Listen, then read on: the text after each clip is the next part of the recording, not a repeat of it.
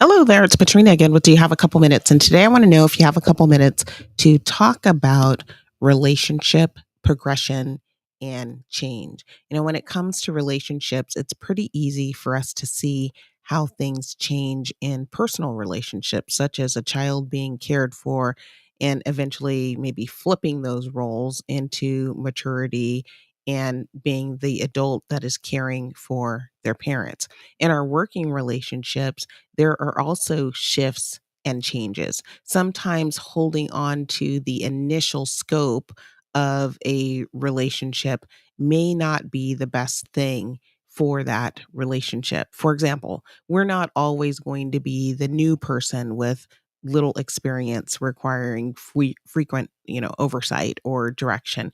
We can grow and mature to being knowledgeable and experienced to a degree that allows us to see breakthrough and new discoveries and to support the growth of others. And as we grow and mature, what we benefit from in a relationship will necessarily change.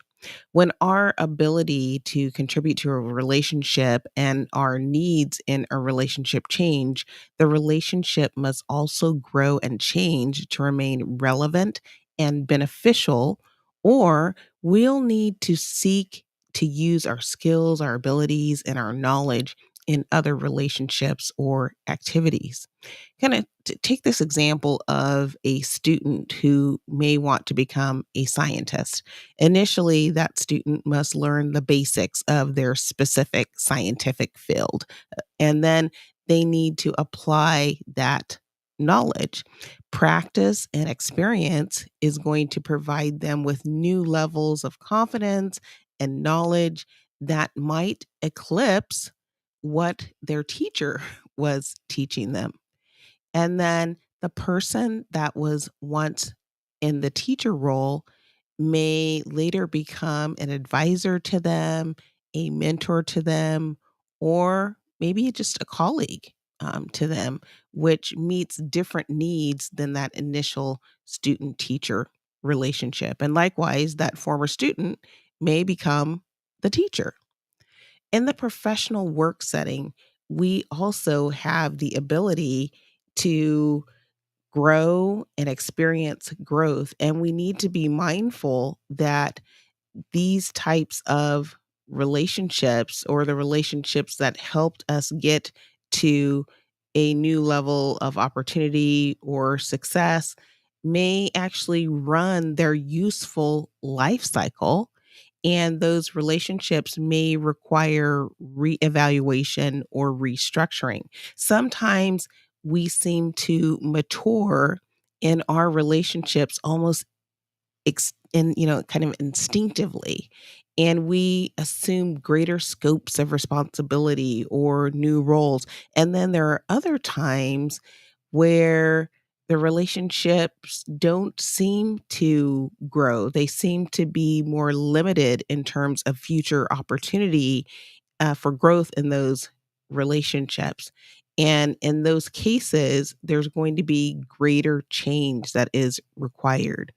So we need to think about relationships in different ways. Some relationships are seasonal, some are situational, some are lifelong.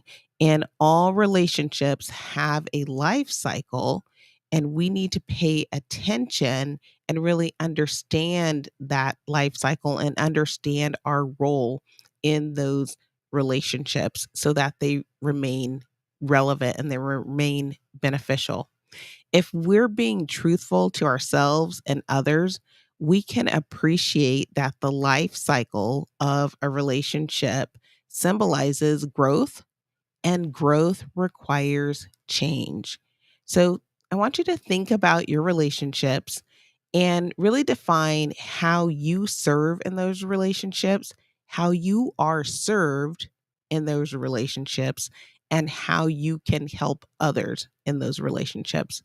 When you define those things, it will help you to really be honest with yourself regarding the life cycle of those relationships and the action that you can take to ensure that your relationships remain relevant and that you give yourself the opportunity and room to develop new relationships that will also be relevant and beneficial. And with that, that is my few minutes for today. I hope that you found that this has been a topic that's been inspiring, something to help you think, learn, grow, and ultimately lead a more fulfilling life. I hope that if you are enjoying these messages that you will like them and share them with others so that they can come along our learning journey as well. Please be sure to check out the show notes for a summary of today's session, as well as contact information if you'd like to be in touch, and information on how to get my recent publications. I'm so appreciative of you being here with me today, and I sure hope to see you back next time. Until then, bye bye.